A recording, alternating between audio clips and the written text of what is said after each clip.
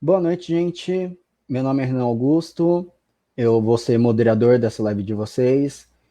Em respeito às pessoas com deficiência auditiva, vou fazer uma apresentação. Eu sou pardo, estou vestindo uma camiseta amarela, sentado em uma cadeira de escritório, mas só a cadeira de escritório. Eu estou no meio da minha casa. É, Cabelos curtos, olhos castanhos, e vou fazer a intermediação dessa live junto à OAB de Mogi das Cruzes. E como primeira convidada nós temos a doutora Leia, que ela é secretária adjunta da nossa comissão da pessoa com deficiência. Ela foi vereadora em Mogi das Cruzes e conseguiu diversas vitórias legislativas para a gente. Ela é pastora e faz um trabalho também social para a pessoa com deficiência. Então, eu gostaria de convidar, doutora Leia, pode participar? Sim, Boa noite, gra- doutora Leia, tudo bem? tudo bem, graças a Deus. Que bom. Doutora, seja bem-vinda à nossa live. Obrigada. E nossa live hoje vai tratar sobre Síndrome de Down. Dia 21, nós comemoramos o dia da Síndrome de Down. E vamos iniciar, obviamente, com o básico. Doutora Leia, o que é a Síndrome de Down? A síndrome de Down, ou trissomia do cromossomo 21, é uma alteração genética causada por um erro na divisão celular durante a divisão embrionária. Os portadores da síndrome, em vez de dois cromossomos no par 21, que é o menor cromossomo humano, possuem três, e não se sabe por que isto acontece. Então, apesar da ciência já conhecer a síndrome, nós ainda não sabemos bem o porquê que isso ocorre. Isso é interessante para a gente saber, para que muitas pessoas não se sintam culpadas. Muitos pais têm esse pensamento de, ai, a culpa é minha, a culpa é do outro. Não, não se tem ciência do porquê. Não. E quais são as características da síndrome de Down? Como que eu identifico isso? Olha, as pessoas com a síndrome de Down podem ter algumas características semelhantes e estar sujeitos a uma maior incidência de doenças, mas apresentam personalidades e características diferentes e únicas dela.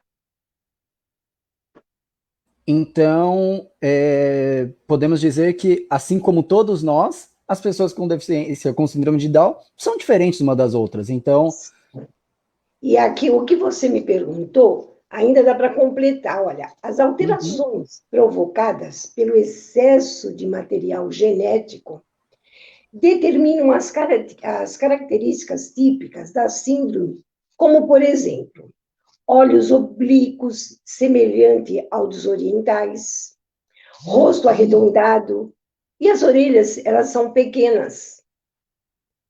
Mas olha que coisa interessante. Elas têm uma diminuição do tônus muscular.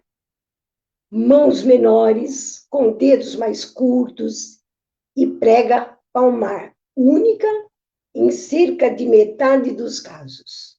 Em geral, a estatura, ela é bem mais baixa. E há tendências à obesidade e a doenças endócrinas, como diabetes e o hipotiroidismo, comprometimento intelectual e, consequentemente, aprendizagem mais lenta. São as características. Interessante. Então, é bom saber que, dentre tudo isso, a identificação da pessoa com síndrome de Down, ela não é tão difícil, contudo, ainda assim, é necessário o diagnóstico de um profissional. E como Com que é certeza. feito esse diagnóstico?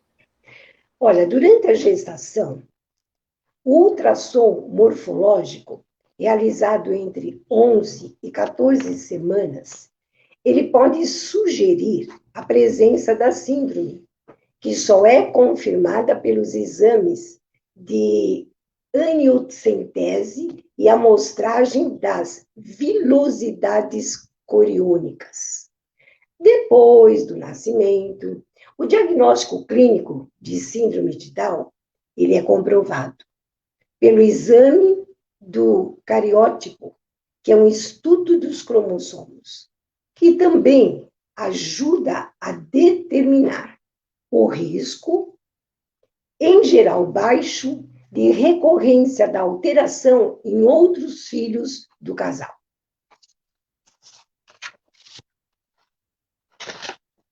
Interessante.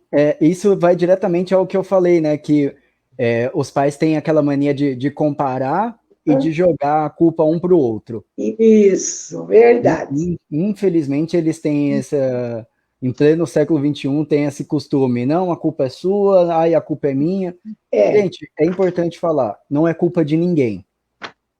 O que a gente precisa não é achar culpado, é achar uma solução, tratar, é fazer acompanhamento, dar atenção familiar que a pessoa vai precisar. E por falar em tratar, doutora, quais são os tipos de tratamentos necessários para as comorbidades relacionadas à alteração genética?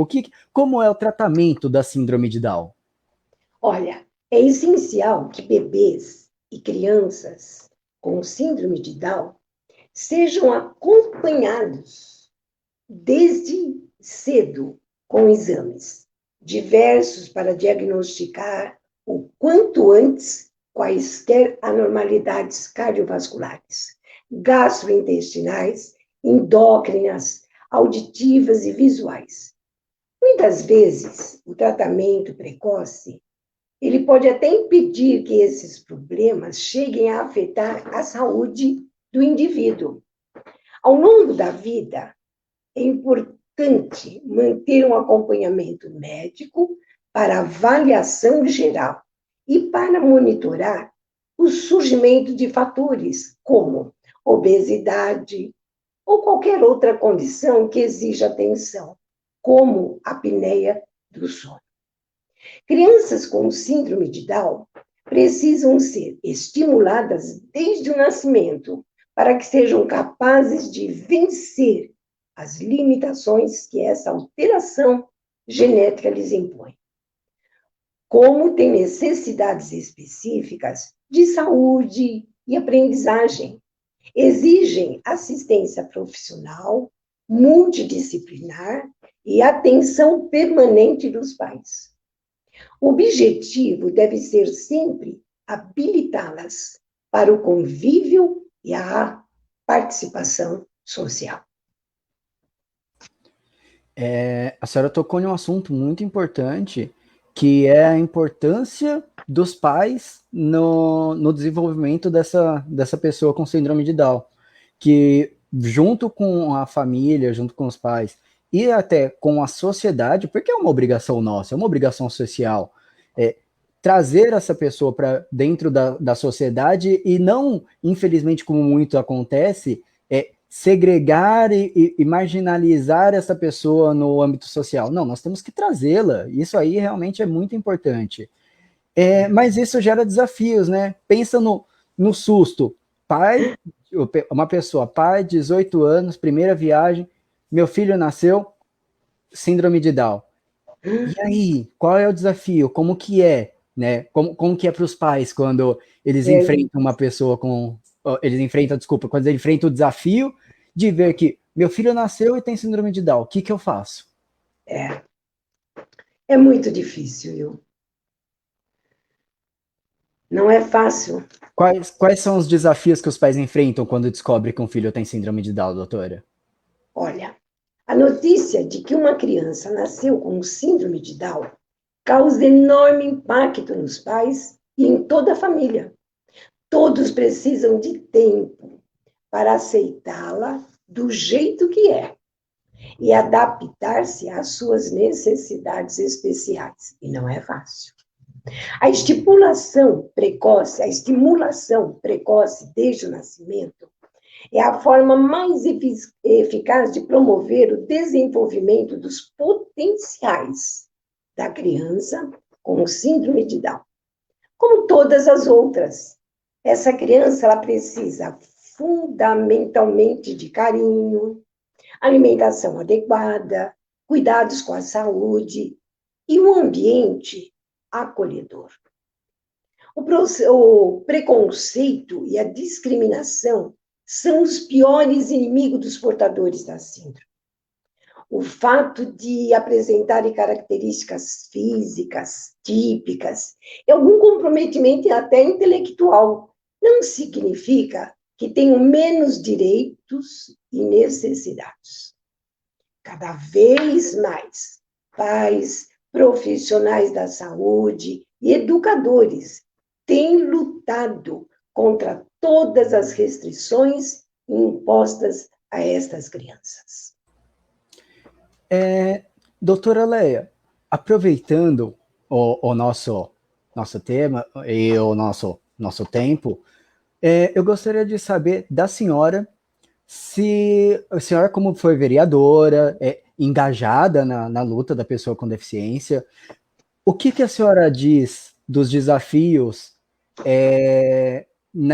a senhora que convive com isso, o que a senhora diz de desafio pessoal sobre o enfrentamento dessa discriminação, realmente enfrentar a discriminação que as pessoas com síndrome de Down sofrem? Qual é a opinião pessoal da senhora?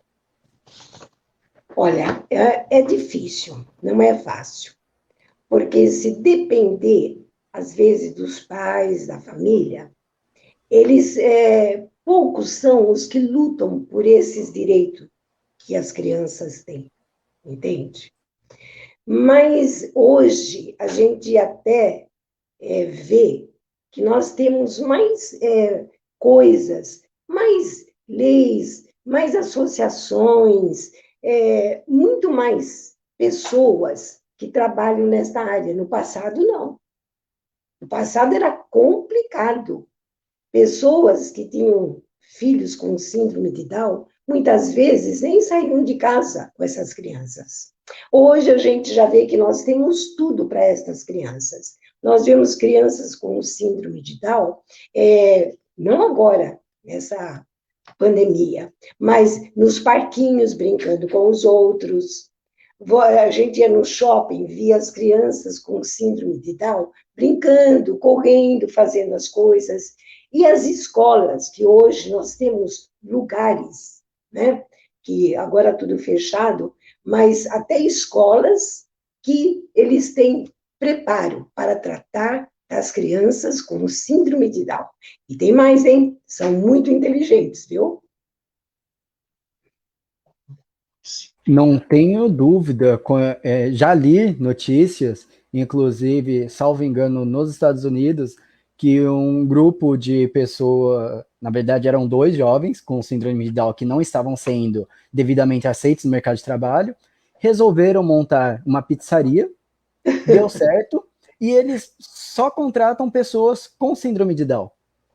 Que coisa linda! Achei isso interessantíssimo, porque se as pessoas não dão oportunidade, nós vamos criar a oportunidade, mas claro, isso não tira da sociedade a obrigação de dar essa oportunidade. Eles têm direitos. E eu, assim, bem... assim, eu tinha muitas lembranças, porque no meu tempo, quando eu estava na Câmara, eu lutava muito pelos direitos destas crianças. Naquela época, não se falava nem quase em outras, mas a gente lutava bastante para que estas crianças tivessem espaço, porque são seres humanos, inteligentes, e eles têm o direito que todos os outros têm. Concordo plenamente. E eu acho que interessante é que a senhora conseguiu acompanhar a evolução desta luta, né? Muito, meu Deus, muito. Com tudo que se abria em Mogi das Cruzes, e eu lutava muito quando eu estava na Câmara para poder ver os direitos e junto à prefeitura, para ver o que podia se fazer. Hoje não tem nem como comentar, mas é uma longa história quando foram abrindo coisas para que as famílias que tinham filhos, sobrinhos, netos com síndrome de Down, eles tivessem oportunidade para que essas crianças tivessem o mesmo direito que as outras crianças têm. Doutora, então, acho que em nome da sociedade, eu agradeço a senhora por essa batalha, por essa luta, né? E agradeço, em nome aqui da OAB, a presença da senhora neste momento. Eu volto com a senhora daqui a pouquinho para pegar uma consideração final sobre esse tema, sobre tudo que ainda será discutido agora. Então, por enquanto, muito obrigado pela participação. Eu agradeço, eu que agradeço. Foi um prazer e tem sido um prazer grande estar junto com vocês. Gente, vamos agora para a nossa segunda convidada. Ela é a Fabiola. Desculpa. Oi. Tudo bem, Fabiola? Olá, tudo bem? A Fabiola, ela é advogada, também é secretária da Comissão da Pessoa com Deficiência aqui da OAB de Mogi das Cruzes. Ela é conselheira municipal da Rio Unida e está sempre engajada também junto às lutas da pessoa com deficiência. Fabiola, seja muito bem-vinda, obrigado por aceitar, obrigada pela participação. E dando prosseguimento aí ao nosso tema, né, e a nossa homenagem à pessoa com deficiência de síndrome de Down, vamos falar sobre capacidade civil da pessoa com síndrome de Down. Primeiro, eu queria que você desse uma pequena explanada, porque as pessoas não sabem, nem todo mundo sabe o que é capacidade civil, e me diga, pessoa com síndrome de Down tem capacidade civil? Oi, Renan, boa tarde, boa noite, já quase, né? Para mim é um prazer estar aqui com vocês, poder fazer da minha profissão uma forma de levar informação para as pessoas e de um tema com tanta relevância. Eu me sinto assim, é muito gratificante para mim poder participar disso. Obrigada pelo convite. Então, sobre a capacidade civil, a LBI, que é a Lei Brasileira de Inclusão, que, na verdade, todas as pessoas com deficiência têm que andar com ela debaixo do braço, né? Então, é a cartilha da pessoa com deficiência, né? Então, ela não é uma legislação difícil de entender, é super fácil, então é sempre bom todo mundo tê-la em mãos, tá?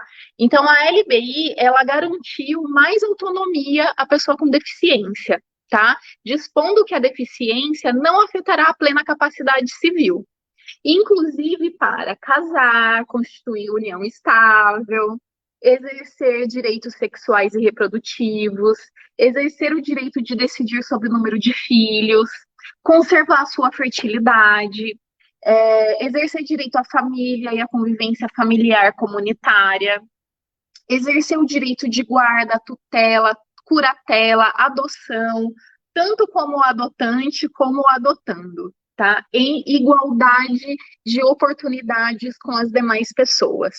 Então, eles serão plenamente capazes para todos os atos existenciais, tá? Com relação aos direitos patrimoniais e negocial, o novo Código de Processo Civil, ele trouxe uma nova modalidade, que é a tomada de decisão apoiada, tá? Que dá mais autonomia também à pessoa com deficiência, tá? Onde a pessoa com deficiência, ela elege pelo menos 2 pessoas idôneas, que seja de sua convivência, que seja de sua confiança, para prestar o apoio na tomada de decisão dos atos da vida civil. Então, a função das pessoas eleitas é de fornecer os elementos e informações necessárias para que possa exercer a sua capacidade. Como medida extraordinária, é a exceção, não é mais a regra, quando necessário, será submetida à curatela, que afetará também tão somente os atos relacionados de natureza patrimonial e negocial. Então, lembrando que a curatela, ela não alcança os direitos do corpo, do próprio corpo, né, como a gente falou lá no começo. Então, o direito à sexualidade, ao matrimônio, à privacidade, à educação, saúde, trabalho, voto. É interessante porque são direitos que a gente teve dificuldade de trazer, né? Exatamente. Foi uma Deu batalha. muito mais autonomia, né? Foi muito bom isso. Eu, como deficiente, eu vejo que foi uma luta, mas foi uma luta com resultados, mas ainda temos muito a lutar e trazer de benefícios para a pessoa com deficiência, né? E por falar em luta, em desafios, em dificuldades, quais são os maiores desafios que a senhora vê que são enfrentados pela pessoa com síndrome de Down, né? Principalmente no seu direito à educação? Se a senhora quiser falar de uma forma geral e depois afunilar para o direito à educação, acho bem interessante. Tá, então assim, é assegurado por lei um sistema educacional inclusivo em todos os níveis de aprendizado, desde lá do comecinho até o nível superior, ensino técnico, em todos os níveis, tá? E o objetivo é alcançar o máximo de desenvolvimento possível do indivíduo, do aluno. Tá? Infelizmente, Renan, a gente ainda, principalmente aqui na comissão, a gente recebe várias denúncias de instituições de ensino que negam matrículas a alunos com deficiência. Então, apesar de qualquer ato discriminatório em razão da deficiência configurar crime previsto em lei, né, tá na LBI, artigo 88, por isso que é bom andar com ela, daí a necessidade de se registrar um boletim de ocorrência. Então, todas as vezes que isso acontecer, tem que registrar um boletim de ocorrência, mesmo que você não tenha prova, porque essa é a grande dificuldade dos pais, porque você vai desarmado, né? Você chega na escola, eu tenho um filho especial também, então eu chego na escola para matricular o meu filho, eu vou desarmada, eu não vou com gravador, eu não vou com um relatório para ninguém assinar. Né? Então é difícil de você produzir prova quanto a isso, mas ainda assim é importante fazer as denúncias, é importante levar até o Ministério Público, levar até as autoridades competentes, né, os conselhos educacionais que são vinculadas às instituições de ensino, porque eu acho que se esses órgãos, eles verem que, olha, uma mãe, um familiar veio, 2, 3, 10, só daquela escola, poxa, eu tenho que fazer alguma coisa. Agora, se ninguém denuncia, se ninguém faz nada, para essas autoridades é como se tivesse tudo bem. É como se nada estivesse acontecendo. Então, daí a importância da gente levar essa informação adiante. Nenhuma escola vai escrever no papel, né? Recusa por deficiência. Não. Às vezes dá vontade de falar, não, escreve aí para mim, mas a gente sabe que eles não vão. E eu entendo, essa questão do boletim de ocorrência, ela é importante em tudo. Afinal, o governo precisa trabalhar com estatística. Se você não tem demanda, se você não tem um dado que demonstre a necessidade de uma atuação, a necessidade de uma investigação, de algo mais incisivo, não tem como o governo atuar, não tem base de justificativa para atuação. Então, gente, teve a recusa, denuncie. Exatamente. E tem um dispositivo na LBI também que eu acho muito interessante, que é importante falar aqui, é que qualquer interessado poderá denunciar a recusa de matrícula de estudantes com deficiência aos órgãos administrativos competentes. É isso que eu ia perguntar. Me corrija se eu estiver errado, mas, salvo engano, a LBI, os crimes previstos nela são de natureza pública incondicionada. Ou seja, eu não preciso que a vítima vá lá e represente. Então, qualquer pessoa que souber, que tiver ciência dessa recusa, pode comunicar às autoridades?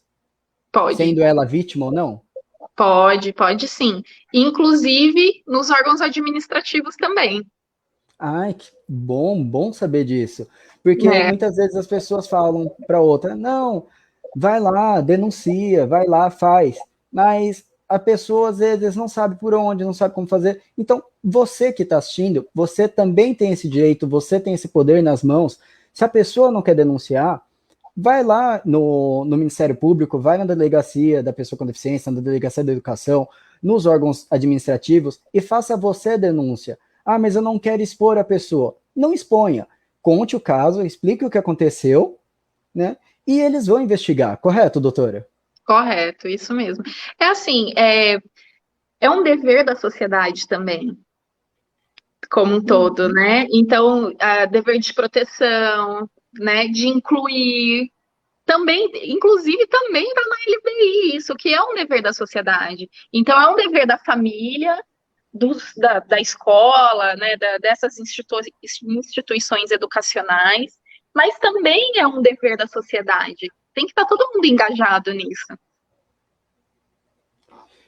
Isso é bem interessante e, infelizmente, são informações que as pessoas não têm, né? Porém, agora com essa live, essa informação vai ficar para a posteridade e para sempre ser consultada em suas nobres palavras. E a gente falou em recusa de matrícula, certo? Só que não é só isso que acontece dentro da área da educação, né? Da pessoa com síndrome de Down. O direito à educação, ele não pode dizer respeito somente à vaga.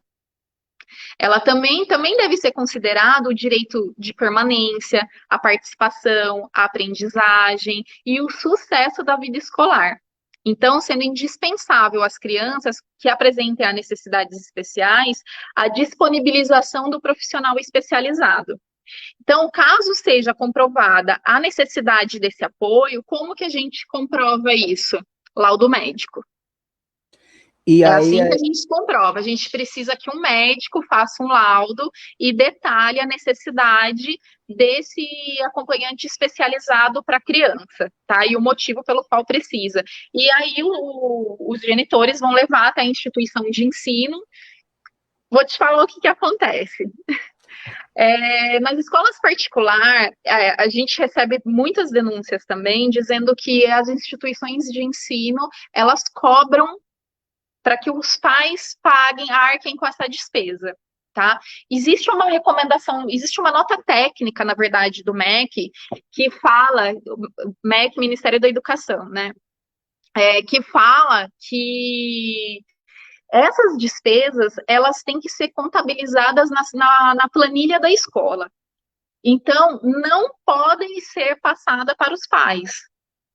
Quem tem que arcar com essas despesas, tanto de adaptação de material, de profissional especializado, é a instituição de ensino. Não são os pais. Não pode ser cobrado taxa extra, não pode ficar por conta dos pais arcarem com essa despesa. Essa é uma responsabilidade da instituição de ensino. Então, tá? A escola não pode chegar e falar, olha, eu matriculo seu filho, mas eu tô vendo aqui que ele precisa de um enfermeiro, você precisa mandar um enfermeiro. Não. Não pode. É responsabilidade da escola ter este profissional. É o profissional especializado para atender a necessidade daquela criança. Entendi. Tá? Então tem que ser da necessidade educacional. Daquela criança. Entendi. Isso, tá? Com relação às escolas municipais, o que eu vejo que acontece aqui na cidade de Mogi das Cruzes é que o município ele reconhece, a Secretaria de Educação, ela faz uma avaliação com profissionais especializados e eles reconhecem a necessidade desse profissional. Só que eles reconhecem e não mandam o profissional, entendeu? Então, a criança fica, muitas vezes, eu já tive caso da criança esperar 2 anos pelo profissional e não vai, entendeu? Então, acaba tendo que judicializar para que o município cumpra, tá? No caso das escolas estaduais, eles têm o AEE, que é o Atendimento Educacional Especializado. Então, quando a delegacia de ensino, ela dá negativa, ela fala, olha, não tem direito a esse professor especializado, a esse acompanhante especializado, que é o que está na lei, porque ele já faz o AEE. Só que o AEE, ele funciona como um complemento. Entendeu? Ele é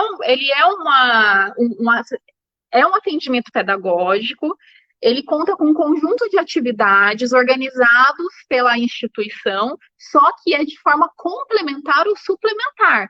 Então, no contraturno ainda. Então, a criança estuda no período da manhã, ela vai fazer o AE à tarde. Então, no período da manhã, que ela passa das 7 até o meio-dia na escola, ela tem que ter esse acompanhante especializado. E tem que ser especializado porque ele tem que atender a individualidade de cada criança. Então, esse profissional, ele tem que ter a habilidade de identificar como essa criança vai aprender, qual é a melhor estratégia que essa criança vai aprender.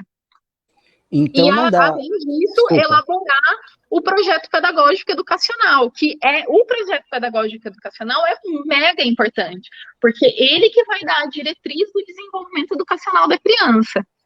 Quais vão ser os objetivos que a criança vai alcançar dentro daquele ano? Esse projeto, ele é individual? Como é que ele é? Ele é individual. Ele é especializado, ele tem que atender à necessidade de cada. Eu falo criança, mas de cada estudante, porque a gente tem crianças e adolescentes, né? E adultos também. E isso vale só para que nível de ensino? Vale para todos os níveis de ensino? Todos. A lei prevê para todos. Isso é muito importante, porque tem gente que pensa, chegou no ensino médio, não tenho mais direito a nada. Né? Não vou matricular meu filho, ou eu sou pessoa com deficiência, com síndrome de Down, não vou me matricular no ensino superior, porque eu não vou conseguir os mesmos direitos de adequações que eu tinha quando eu fazia o ensino médio e o ensino fundamental. Né? Então, o ensino superior também tem a obrigação de fazer as adequações e trazer um profissional especializado para aquela pessoa. Exatamente. Isso é muito importante. E o AEE, é isso? Isso. É atendimento educacional especializado. AEE. O AEE precisa ficar claro, então, que ele não substitui o ensino. Ele Afinal, não substitui o acompanhante especializado. E também não substitui o programa de ensino normal, né? Porque, afinal, em uma escola, você tem todo o convívio social, que a pessoa é importante para a pessoa com deficiência e é importante para as crianças sem deficiência, para elas aprenderem a conviver com o que é diferente. Exatamente. Então, esse projeto pedagógico, ele tem que ter tudo. Ele tem que ter o acesso da criança, do estudante, né?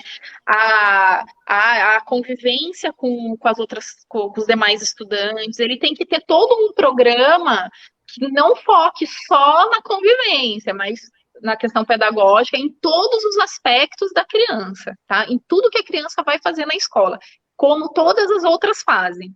Então, ela tem que ter acesso a tudo. Aula de educação física. O meu filho, por exemplo, ele é autista, mas ele não tem habilidade motora. Ele tem muita dificuldade de coordenação motora. Então, aquele professor, ele tem que adaptar a aula dele para o meu filho poder participar.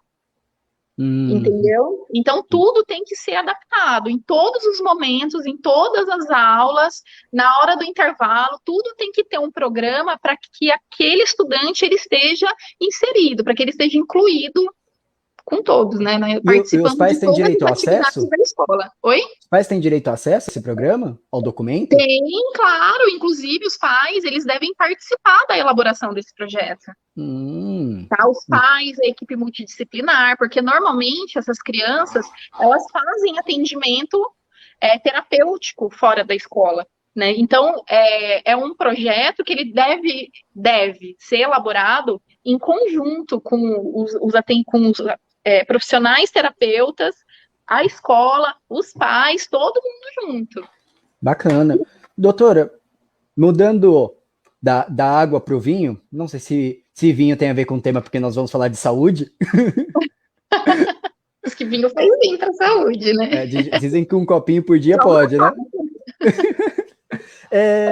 Quais são os maiores desafios enfrentados pela pessoa com deficiência, com síndrome de Down, especificamente? Novamente, se a senhora quiser dar um apanhado geral e afunilar para o tema síndrome de Down, seria interessante. Qual é o maior desafio enfrentado por essas pessoas em relação à saúde? Eu tenho, obviamente, por ser pessoa com deficiência, eu tenho os meus desafios, as minhas brigas que eu já vivi, né? Mas o que a senhora vê? Quais são as dificuldades que... Gente, olha, se cair aqui, foi um trovãozinho que veio. Se a luz tivesse apagada, vocês iam ver tudo.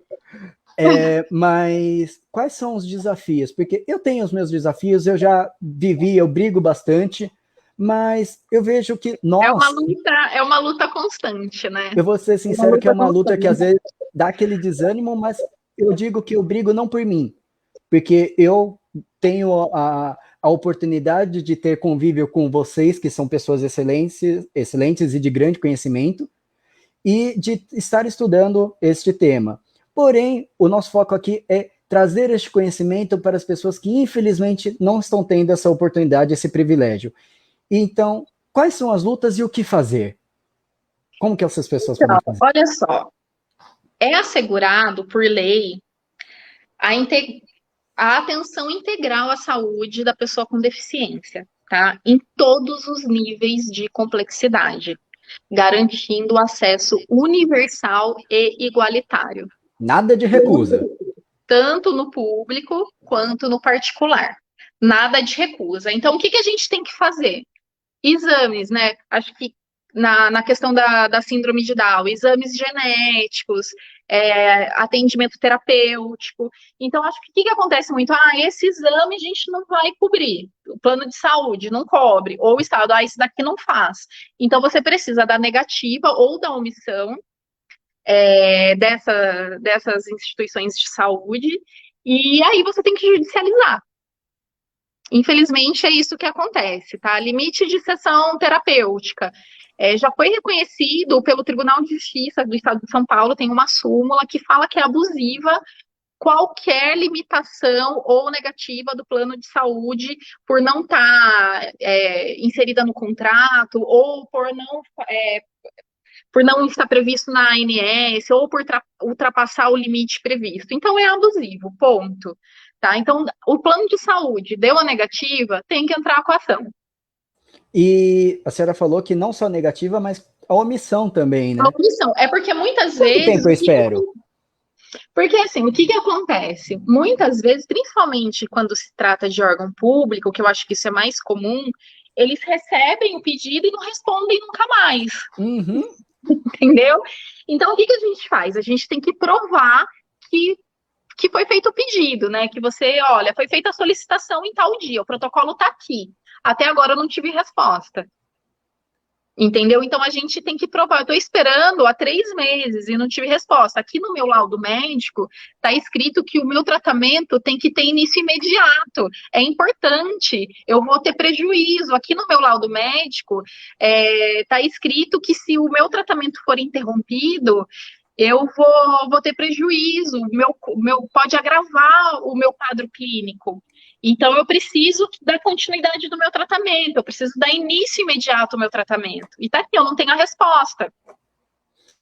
Bacana, obrigado. Isso entendeu? O plano de saúde, normal, a maioria deles já tem plataforma, né, online. Então, você pede tudo, ou você faz o pedido pelo aplicativo, ou você faz por e-mail. Então, é muito fácil de você documentar isso. Uhum. É bom porque você gera provas, você gera documentos e, infelizmente, se fizer necessária a judicialização, você tem como provar, que é o que nós estamos falando. Exatamente. Então, você tem que anotar. Educação, né? Você tem que anotar o protocolo. Se você fez pelo telefone, né, a solicitação, anota o número do protocolo, anota o horário que você ligou. Tem uma resolução da ANS que fala que o plano de saúde ele tem 24 horas para reduzir a termo o que foi falado na ligação. Então, você pode fazer essa solicitação também, e eles têm que te mandar essa informação ou por e-mail ou por telegrama. Em 24 horas. Fiquei imaginando o coitado do atendente recebendo uma ligação 3 horas da manhã. Acorda que você tem que reduzir a termo. Mas é obrigação. Entendeu? E eles têm que cumprir. 24 horas, exatamente. Está previsto em lei. Está previsto numa resolução da ANS. Que tem uma força de lei, né? Eles têm que cumprir. Uhum. Eles têm que cumprir. Eles estão subordinados à ANS. Então, eles têm que cumprir. Isso é E importante. no poder público, o princípio é o mesmo, tá? Você faz a solicitação, a responsabilidade pela saúde, ela é concorrente. Então, União, Estado e município. Uhum. Então, você faz a solicitação ou para a União ou para o Estado, né? Normalmente, a gente fica entre Estado e município, né? Principalmente para questão de medicação, questão de atendimento multidisciplinar. Então, você provoca, né? Você faz a solicitação e aí a gente vê o que vai acontecer. Não tem. A gente não Mas tem esse tipo de atendimento. Então, ok, a gente vai judicializar. a senhora falou que precisa de um laudo, correto? Isso. Desculpa, perdão te interromper. A senhora Não, falou que precisa de um, a também. senhora falou que precisa de um laudo. Isso. Meu filho nasceu, como nós conversamos com a doutora Leia, por a síndrome de Down, ela é fisicamente mais fácil de ser diagnosticada. Uhum. Contudo, meu filho nasceu, eu ainda não tenho um laudo médico falando do diagnóstico. Mas o plano também não quer me dar uma consulta médica. Eu consigo forçar eles a falar, não, eu preciso de uma consulta para o meu filho porque ele precisa iniciar, eu preciso saber o que fazer, preciso saber como iniciar o tratamento? Precisa, pode. E posso? Tem que cobrir. Toda a especialidade necessária. Isso é bom. Então, diagnóstico, serviço de habilitação, reabilitação, tudo isso eles precisam. Assim, na lei, ela dispõe que tem que ter o diagnóstico e intervenção precoce. O que Entendeu? Então, o seria? médico, obrigatoriamente, ele tem que fazer, ainda que não se tenha um diagnóstico fechado, ele tem que iniciar a intervenção precoce. Então eu não tenho laudo com o CID ali, mas o tratamento de saúde precisa ser iniciado. Ele tem que colocar o CID, da desconfiança. Então, assim, eu desconfio Tá. que, entendeu? O CID seja esse. Está em investigação e eu preciso fazer intervenção precoce. Ou está em investigação, eu preciso fazer o exame XYZ. Uhum. É isso, tem que cobrir. Bacana. Só para os nossos telespectadores, por assim dizer, entenderem, nós conversamos com a doutora Leia no início, que existem procedimentos, apesar de serem a deficiência de síndrome de Down, ela ser mais visível, existem procedimentos que devem ser cumpridos para você fechar o diagnóstico. Isso é uma coisa da saúde mesmo, então você precisa de exames, você precisa comprovar que a pessoa tem. Então, se ela é um problema no cromossomo, nós vamos precisar de exames para comprovar que aquela pessoa tem esse problema para fechar o diagnóstico. Por Exatamente. isso que creio que a doutora Fabiola usou o termo de que é desconfiança do diagnóstico. Por mais que esteja visível, sem a devida investigação, não se pode dar a certeza do diagnóstico, correto? Correto. Isso para todos, né? Para todos os Uhum. diagnósticos. Então, assim, ainda que você não tenha um diagnóstico fechado, a certeza absoluta daquela síndrome, qualquer que seja, síndrome de Down ou qualquer outra, o médico ele é obrigado a iniciar a investigação e o tratamento precoce. Agora, vamos passar, doutora, para um tema Só uma mais coisa atual. que Pode eu falar. estava ouvindo que você estava conversando com a doutora Leia, e tem vocês estavam falando sobre o apoio aos familiares, né, aos pais. Uhum. Então, no momento do diagnóstico, realmente você fica, putz, e agora, né? Para onde que eu vou? O que eu tenho que fazer? Então, também está disposto em lei o atendimento pedagógico, o atendimento psicológico, inclusive para os familiares e para os atendentes pessoais, entendeu? Então, assim, se aquela criança, ela fica com os avós que cuidam, eles podem ter atendimento psicológico também. E é importante nesse momento. E eu vou perguntar porque é uma dúvida que me surgiu agora, com a senhora falando isso. Esse atendimento psicológico é só na descoberta? Ou, por exemplo, meu filho ele está fazendo um tratamento e teve uma piora, eu não me sinto bem. Eu Não, tenho é direito? atendimento psicológico, inclusive para os familiares, ponto. Não fala só no diagnóstico. Eu só peguei esse gancho porque eu ouvi o que vocês estavam falando. Então, como esse é um momento que é realmente difícil, então é só para as pessoas saberem que os pais, os familiares em geral, eles têm esse apoio psicológico, tem direito a esse apoio Uhum. psicológico também. Eu perguntei Entendeu? Mas isso é porque em qualquer momento. eu perguntei porque, como a gente falou antes de educação, muitos Uhum. pais sofrem um abalo junto com os filhos quando os filhos são discriminados, né, em relação à educação. E às vezes esse abalo é tão grande, e para tentar não passar esse abalo para os filhos, eles seguram, seguram, seguram e desmoronam. Então é É, importante para o nosso público saber que, se você está passando por isso, você tem o direito ao atendimento psicológico a qualquer momento que você sinta a necessidade disso, por ver que a questão em relação à deficiência do seu filho, seja de síndrome de Down ou de qualquer outro, está afetando você e está afetando também a pessoa com deficiência. Então, não pensem, novamente, como conversamos com a doutora Leia, que é culpa de um, culpa de outro. O Estado está aqui, a legislação está aqui, nós da OAB estamos aqui para assegurar que vocês vão ter um apoio psicológico que é necessário, porque não é algo fácil você ver, por não, exemplo, um e filho ser assim, discriminado. eu vejo pelo que eu passo. Meu filho está com 13 anos, né? Então, assim, Uhum, é uma montanha russa. Cada hora é uma coisa. Então, você tem aquele primeiro momento que inicia na escola. Então, para os familiares, pelo menos para mim, como mãe, foi um período de estresse extremo, sabe? É muito difícil você deixar teu filho na escola. Na época, o meu, por exemplo, não falava. Entendeu? Então você deixar, você ter que confiar. Foi um período de muito estresse.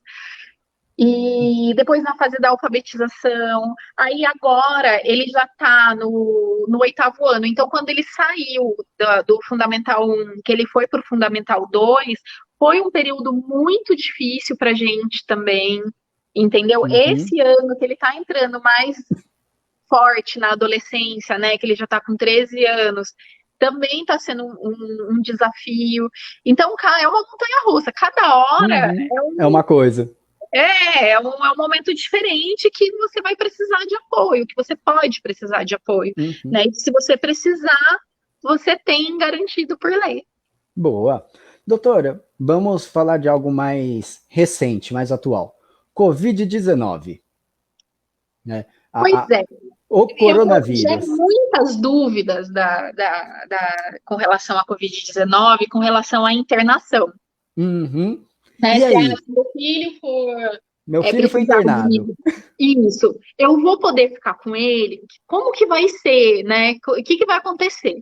Então, assim, a gente tem que levar em consideração que é um momento diferente de tudo que a gente já viveu, Hum, entendeu? Então, o que a gente tem em lei é um aspecto geral, mas que a gente pode usar sim nesse momento, a depender da gravidade, né, hoje, por exemplo, aqui, que a gente está com 100% dos leitos ocupados na enfermaria. Então, assim, eu acho que a gente tem que levar em consideração o conjunto da obra, tá? O contexto geral. Mas, via de regra, o que está disposto em lei é que a pessoa com deficiência internada ou em observação é assegurado o direito a acompanhante ou atendente pessoal. Aí é que vem a parte que eu acho que se enquadra para a questão da Covid, tá? Devendo o órgão ou instituição de saúde proporcionar condições adequadas para a sua permanência em tempo integral. Então, cabe à instituição de saúde oferecer os equipamentos de proteção ao familiar, entendi. entendeu? Então, se tiver a negativa da instituição de saúde, claro que você vai precisar provar essa negativa, ou daquela forma que a gente falou do plano de saúde, tá? Você vai fazer a provocação, aquela instituição vai te falar não, e o porquê, e o motivo. Ou então ela vai ser omissa, e aí você judicializa. Isso é importante porque eles têm que justificar por escrito, né? Não é só o médico É, chegar e falar, não, não, não vou deixar você acompanhar, porque não assim, vou. a gente tem que levar em consideração, eu estou falando desse momento atípico, porque assim, o Uhum, risco de contaminação da outra é pessoa, então enorme. quem vai ser essa outra pessoa que vai ser o acompanhante, entendeu? Então o risco de contaminação dessa outra pessoa é muito grande, né? Então por isso que eu acho que tem que ser levado em consideração todo o conjunto. né? Mas existe essa obrigatoriedade, existe essa possibilidade. Eu vou falar de uma experiência pessoal. Eu estive Uhum. internado há pouco tempo para fazer uma cirurgia, porém a minha acompanhante teve que ficar o tempo todo internado comigo. Então essa foi a solução que eu vi que os hospitais acharam para tentar reduzir. Então o que eles estão fazendo? Internou, principalmente a maioria está fazendo só em questão de Covid. No que eu internei era geral, mas a maioria está fazendo questão de Covid. Paciente com deficiência internou com Covid, pode ficar acompanhante? Pode, mas você só sai junto com o seu paciente. Por quê? Eu entendo também, nós temos como sociedade que entender que o momento é atípico. Não se Isso. trata de uma recusa não, vou fazer uma cirurgia eletiva de um momento tranquilo, vamos dizer, 3 anos atrás, e aí o hospital fala, não dá, não vou poder. Então, isso é importante as pessoas saberem. Eu Doutora, acho que tem que ser avaliado cada caso. Eu, por exemplo, estou em pânico, eu não saio de casa, eu não recebo ninguém na minha casa, porque eu morro de medo do meu filho pegar coronavírus, sabe? E eu fico pensando no seguinte: já pensou se ele tiver que fazer exame, né? Se ele tiver que ser internado, eu acho que vai uhum, ser um momento de estresse extremo para ele. Então, eu prefiro que ele fique estressado em casa, saudável, do que sair com ele. Claro que ele, na verdade, ele ama ficar em casa, então ele tá amando essa quarentena, para falar a verdade. Mas pode falar. ainda assim, né, é difícil, a gente fica preocupada. Eu estou em pânico, pelo menos. Só para compartilhar aqui com você. Puxando agora nossos 2 últimos assuntos antes de encerrarmos essa live, porque infelizmente nosso tempo está quase esgotando, e antes da gente passar para as considerações finais da senhora e da doutora Leia, vamos falar um pouquinho e rapidinho sobre direito do trabalho da pessoa com síndrome de Down. Quais são os desafios que elas enfrentam? Bom, o artigo 27 da Convenção da ONU é, sobre os direitos da pessoa com deficiência estabelece que todos têm direito a oportunidades iguais de trabalho, tá? Muitos países, assim como o Brasil, contam com uma legislação trabalhista que favorece a inclusão de pessoas com deficiência no mercado de trabalho, seja através de cotas ou de subsídios de empresas contratantes. Na verdade, essa questão das cotas, na minha visão, eu acho que falta conscientização, falta fiscalização, falta muitas coisas. Poderia ser muito melhor. É uma lei bonita, mas falta colocar em prática. Eu acho É, que esse é o desafio, é colocar a lei em prática. e é isso que nós estamos fazendo aqui, conscientizando para que você que está assistindo nos ajude a colocar isso em prática, nos ajude a cobrar regulamentações, nos ajude a melhorar para a gente e para vocês. E agora, em questão geral, a senhora já deu uma palhinha sobre isso. Então, na opinião global da senhora, Tá. a legislação atual cumpre a necessidade, supre as necessidades, atende essas necessidades das pessoas com síndrome de Down? Olha, eu acho que a gente tem uma boa legislação. Não só no que se refere eu acho que a gente falou de temas pontuais, né? Eu acho que os mais importantes e os que mais geram dúvidas. Mas a gente tem uma infinidade de outros direitos. A gente tem o benefício de prestação continuada, a gente tem isenção no imposto de renda, a gente tem passe livre, a gente tem vaga especial no estacionamento, a gente tem atendimento prioritário, desconto em passagens aéreas, vagas reservadas em concurso público, isenção de IPI e ICMS na compra de carros, cota de empresas privadas e universidades, entre tantos outros. Agora, o que falta? Colocar em prática, colocar efetivamente em prática. Então, eu acho que tem que fazer um trabalho de conscientização junto às escolas, instituições públicas, privadas e junto à sociedade, porque é um trabalho em conjunto, todo mundo tem que funcionar junto. Para encerrar, com suas considerações finais, doutora, sobre os direitos das pessoas com síndrome de Down, sobre os desafios e sobre a conscientização e o dia da pessoa com síndrome de Down. Por favor, fique à vontade. Juridicamente falando, eu acho que é isso, é a gente levar informação, sabe? Eu acho que a informação, ela tem que partir, inclusive, da própria escola, né? A escola, ela tem um dever social, não só educacional. Então, a própria escola levar essas informações para os seus alunos, começar lá de baixo, sabe? Bacana.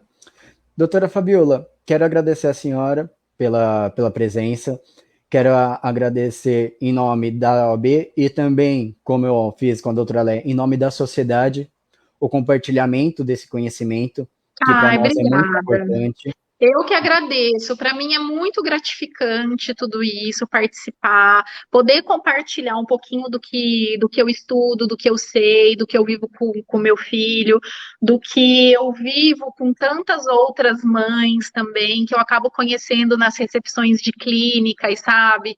Das mais diversas especialidades, sabe? Tantas dificuldades que a gente enfrenta. Então, eu acho que junto, se a gente. Eu sempre falo que quando eu tive o diagnóstico do meu filho, muitas mãos se estenderam para mim. Então, eu espero poder fazer isso com o máximo de pessoas que eu puder, sabe? Então, contem sempre comigo, o que vocês precisarem, eu estou sempre à disposição. Obrigado, doutora. Nós vamos agora chamar de volta a doutora Léa só para as considerações finais e depois eu vou partir para o encerramento. Doutora Léa, bem-vinda de volta.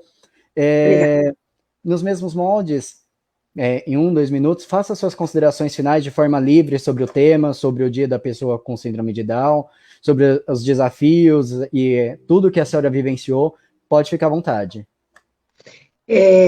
Vou resumir, mas eu primeiro agradeço esta oportunidade, porque foi uma riqueza nós comentarmos isto e os direitos que temos, que as pessoas têm, e poucos usam esses direitos. Muitos não usam porque não sabem, não conhecem. Mas estamos lutando numa época muito mais difícil que as outras, que nós fizemos muitas campanhas. Pelo fato das pessoas hoje, com este problema todo, os hospitais lotados, e se tiver, como foi comentado, uma pessoa com deficiência que necessita de um acompanhamento da família. Não é fácil. E nós temos que, eu quero deixar aqui registrado, nós temos que ter conhecimento dos direitos adquiridos. Porque muitas vezes não temos este conhecimento. E por não ter o conhecimento, sofremos muito mais. Que os pais, tudo, né, pudessem ter um conhecimento maior. Doutora Léa, muito obrigado. Pessoal, vi uma dúvida aqui da Adna Thalita, que inclusive estudou comigo. Fabi, acho que essa dúvida... Nossa, eu voltei, desculpa. Me pegaram desprevenida, gente, desculpa. Ao vivo é assim. Como nós temos ainda 1 minuto e meio assim antes do tempo, depois eu vou fazer minhas considerações finais. Fabi, você poderia tirar essa dúvida para ela? Tem uma dúvida.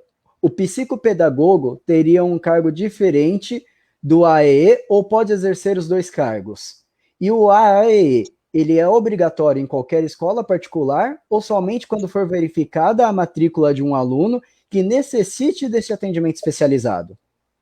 Tá, então vamos lá. O AEE, ele tem obrigatoriamente nas escolas públicas. Tá. A maioria, aqui na cidade de Mogi, a maioria tem o AEE, tá? O psicopedagogo, é porque assim, tem várias especialidades, tá? Não precisa ser exatamente um psicopedagogo, mas tem que ser uma pessoa que com alguma especialização na pessoa com deficiência, que saiba trabalhar com pessoa com deficiência, tá? Então, esse profissional, ele vai fazer o atendimento no AE no contraturno. Entendi. E no período que ele estiver na escola convencional, que ele tem direito ao plano educacional, às adaptações necessárias, aí vai ser o acompanhante especializado. Nessa questão, muito se discute, tá? Porque a lei, ela não foi clara ao falar em acompanhante especializado. Mas, assim, quem é especializado? É quem tem uma especialização, quem tem uma pós-graduação. Quem tem pós-graduação é quem tem uma graduação. Então, na minha visão, é meio que óbvio que esse profissional tem que ser um professor especializado, né? Eu acredito que Mas, inclusive, quando a gente judicializa essa questão, muito se discute sobre isso. eu acredito que a dúvida foi principalmente, a pessoa estuda numa escola privada, ela tem direito A escola ao privada. AE? Então, na verdade, a escola privada ela tem que ter uma sala, eu acho que é uma sala multidisciplinar que chama. Eu não me lembro exatamente o nome dessa sala, mas é uma sala de apoio. Ela tem que ter. Não vai ter o ter. AE em si, vai ter Não, algo o AE semelhante. não. Agora, ela tem que oferecer o acompanhante especializado. Entendi. Então, só deixando claro. Obrigatoriamente, se tiver recomendação médica, tá? Então, não é assim, meu filho, ele tem síndrome de Down, mas ele acompanha super bem, ele consegue ficar na sala, ele consegue acompanhar o conteúdo, então, ok, ele não precisa. Então, ele tem que ser comprovadamente, tem que ser, a necessidade tem que ser comprovada, como que se comprova através do laudo médico. Entendi. Então, só encerrando aqui a dúvida da Adna, novamente, obrigado, Adna. Se ficou alguma dúvida, pede para ela mandar uma mensagem lá no Face da comissão, que depois eles me mandam e aí eu respondo para ela direitinho, tá? Beleza. Adna, então, obrigado pela participação. Se a você ou outras pessoas que tiverem dúvidas, entre em contato com a comissão, que a gente vai analisar e vai responder todos vocês. Para quem... Isso. Doutora Fabiola, muito obrigado. Pessoal, para quem tiver interesse em compartilhar, depois essa live ela fica gravada, ela vai ser feita o upload no YouTube também. E como minhas considerações finais pessoais, eu quero dizer que foi de imensa agregação de conhecimento, todas essas informações, que eu aqui fazendo essa moderação, eu me sinto no lugar de vocês, eu tento estar no lugar de vocês e conversar com eles como se eles estivessem conversando com todos vocês, para poder trazer essas informações que são relevantes. E a gente tenta fazer isso na linguagem mais simples possível, para que vocês possam compreender sem ter que ficar consultando outras pessoas. Então, eu quero deixar as portas da comissão aberta para vocês. Quem quiser tirar dúvidas, quem quiser perguntar, fazer questionamentos, denúncias, entre em contato com a gente. A gente não consegue fazer o serviço sem a participação de vocês, sem a participação social. Senhores, muito obrigado, boa noite e até a próxima.